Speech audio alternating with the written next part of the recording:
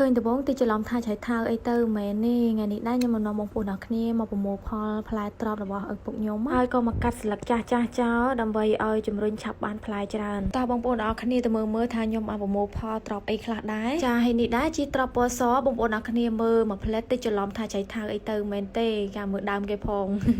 ចាហើយត្រប់ពពួកនេះដែរគឺយើងក៏មានគ្រាប់ពូជលក់ដែរបងប្អូនអ្នកគ្នានឹងចុងវីដេអូគឺខ្ញុំនឹងដាក់លេខទូរស័ព្ទឥឡូវយើងមកមើលផ្លែត្រប់សិនចានេះជាត្រប់មូលបងប្អូនអ្នកគ្នាត្រប់លះចាហើយអាត្រប់នេះគឺភើញប៉ុណ្ណឹងឯងប៉ុន្តែមិនទាន់ចាស់នៅឡើយបងប្អូនអ្នកគ្នានៅខ្ចីតែម្ដងហើយនេះដែរគឺត្រប់ពណ៌សដែរបងប្អូនអ្នកគ្នាដូចឆៃថាអញ្ចឹង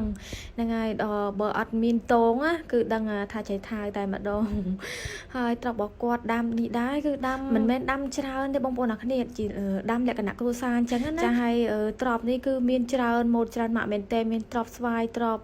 សត្រប់ខៀវចាហើយមានតាំងតសក់ស្រូវសក់អីទៀតចឹងណាបងប្អូនហើយក៏ដាំលក្ខណៈគ្រួសារវាថាដាំអត់មានរងមានអីជួយគឺយើងដាំវាថាមួយកលឹងកន្លែងយើងដាំតំណាំ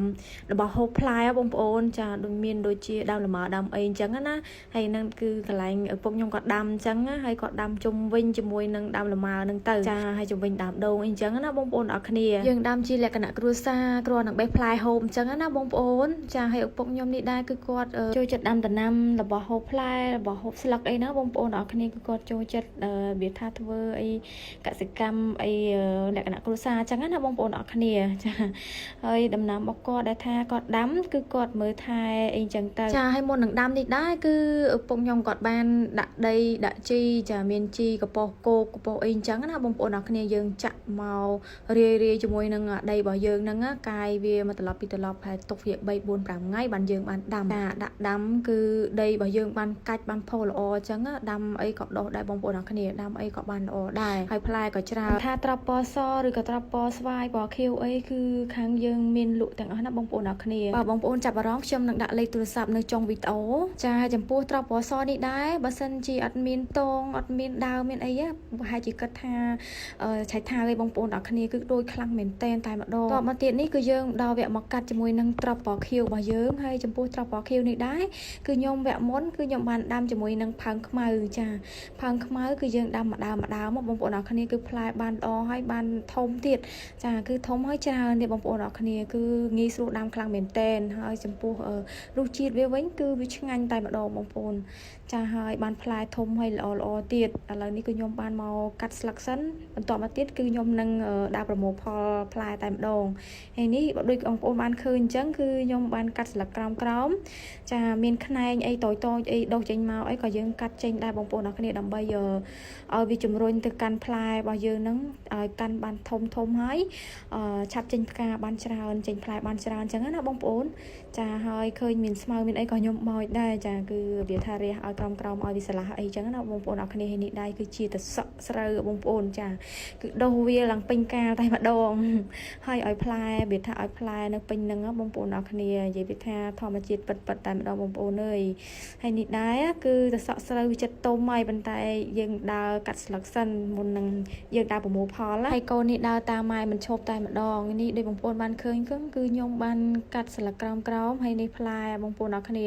គឺវានៅខាងក្តារខ្នែងតែម្ដងចាហើយឥឡូវនេះមើលតំណាំជុំវិញផ្ទះរបស់ឪពុកខ្ញុំបងប្អូនអរគ្នាចាគឺមានសឹងតែគ្រប់មុខហ្មងនេះគឺជាដើមកធំទេនិយាយថាលាស់ឡើងត្រួយខ្ចីដោយសារមេឃទឹកតែភ្លៀងហើយបងប្អូនឥឡូវមេឃស្ទុំមកទៀតហើយចាហើយនេះជាត្រប់វែងបងប្អូនអរគ្នាគឺនិយាយទៅរសជាតិវាគឺឆ្ងាញ់ខ្លាំងមែនតែនបងប្អូនអរគ្នាចាឆាអីឡើងទន់តែម្ដងហើយមើលសបល់វាចាគឺវែងចាហើយឡើងល្អហ្មងបងប្អូនអរគ្នាចាដោយបងប្អូនបានឃើញអញ្ចឹងប៉ុណ្ណេះហើយយើងមិនតាមបានប្រមូលផលវាទេតែបើចង់ហូបក៏បេះបានដូចគ្នាដោយសារវារៀងខ្ចីបងប្អូនហើយនេះតសក់ស្រូវបងប្អូនអរគ្នាដុះពេញនឹងហ្មងហើយនៅផ្លែខាងនោះគឺជាច្រើនទៀតចាហើយឥឡូវនេះគឺខ្ញុំមកកាត់មែកនេះម្ដងចាមែកនេះដូចបងប្អូនបានឃើញអញ្ចឹងគឺខ្ញុំរះក្រោមចាស្លឹកណារៀងចាស់តកៅស៊ីធ្លុះទូចអីហ្នឹងចាកដោបចុចអីចឹងបងប្អូនអរគ្នាគឺយើងកាត់វាចេញមក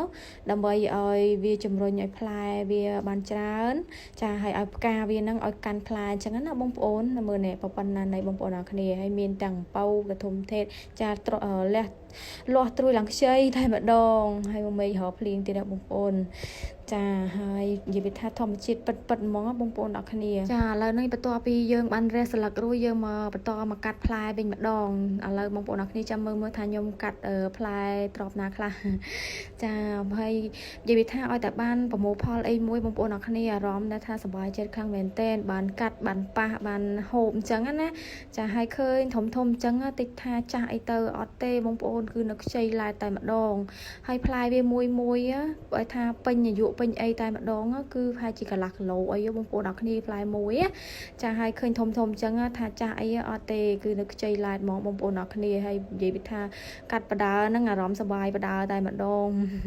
នេះគឺតសក់ស្រូវបងប្អូនចាឲ្យដុះវងពេញហ្នឹងនៅខាងក្រោមនោះទៀតហើយចំពោះក្របពូជវិញណាបងប្អូនអរគ្នាបើសិនជាចាប់អារម្មណ៍អាចតាក់ទងមកលេខទូរស័ព្ទមួយខ្សែនេះបាន09685765នេះជាលេខគ្រួសារខ្ញុំផ្ទាល់តែម្ដងដែលគាត់ជាម្ចាស់ពេករៀនដាំបងប្អូនអរគ្នាចាហើយយើងក៏មានជាប្រភេទជីទឹកជីអរម៉ូនសម្រាប់ជួយឲ្យដំណាំរបស់យើងចេញផ្លែចេញផ្កាបើបងប្អូនចាប់អារម្មណ៍អាចតាក់ទងសួរនាំបានចាក៏អធិស្ឋានបងប្អូនអរគ្នាដែលថាឆាតចូលពេកគឺអត់មានអ្នកតបទេគឺយើងមានការរវល់បងប្អូនចាប់អារម្មណ៍អាចតាក់ទងតាមលេខទូរស័ព្ទនេះបានចាឥឡូវនេះក៏យើងងាកមកមើលបន្លែរបស់យើងវិញ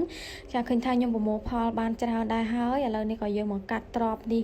ឃើញថាវាធំល្អអញ្ចឹងហើយក៏យើងកាត់វាឲ្យវាចេញផ្លែអាក្រោយមកទៀតអញ្ចឹងណាបងប្អូនដើម្បីយើងយកមកធ្វើម្ហូបធ្វើអីខ្លះអញ្ចឹងណាបងប្អូនអរគ្នាហើយមុនហ្នឹងឃើញម៉ែខ្ញុំគាត់ហុចសណ្តែកគួរយកមកឲ្យបងប្អូនណាសណ្តែកគួរហ្នឹងគឺនៅមុខផ្ទះតែម្ដងសណ្តែកគួរពណ៌ស្វាយបងប្អូនចានោះឃើញមកតងឯង